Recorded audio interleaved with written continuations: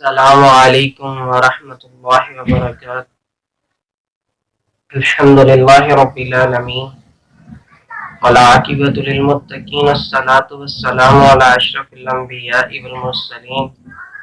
اما بعد فاعوذ باللہ السمیع العلیم من الشیطان الرجیم، بسم اللہ الرحمن الرحیم۔ قال النبی صلی اللہ علیہ وسلم یا رب لک الحمد کما ینبغی لجلال وجہک ولعظیم سلطانک۔ معزز ناظرین، اللہ احکم الحاکمین کے محبوب پیغمبر جناب محمد رسول اللہ صلی اللہ علیہ وسلم نے فرمایا، ایک شخص نے کہا یا رب لک الحمد کما ینبغی لجلال وجہک ولعظیم سلطانک۔ اے اللہ، میں تیری اس طرح تعریف کرتا ہوں جس طرح تیری ذات کے جلال اور تیری سلطنت کی عظمت کے لائق ہے۔ اللہ حکم الحاکمین اپنے فرشتوں کو حکم دیتے ہیں، اے میرے فرشتوں، جس طرح میرے بندے نے یہ کلمات ادا کیے ہیں، یا رب لک الحمد کما ینبغی لجلال وجہک ولعظیم سلطانی، اسی طرح ان کو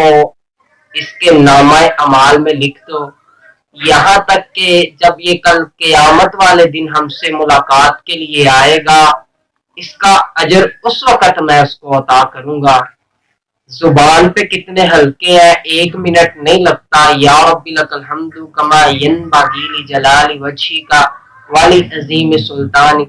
1 منٹ نہیں لگتا، اور اجر اتنا بڑا کہ اللہ حکم الحاکمین فرشتوں سے کہہ رہے ہیں اس کو اس کے نامہ اعمال میں درج کر لو، میں اس کو اجر کل قیامت والے دن عطا کروں گا۔ اتنے عظیم جملے، خدا نہ اپنی زندگی میں ایسے عمل کر جائیں کہ کل قیامت والے دن اللہ کے سامنے کھڑے ہوتے وقت شرمندگی اور ندامت کا سامنا نہ کرنا پڑے،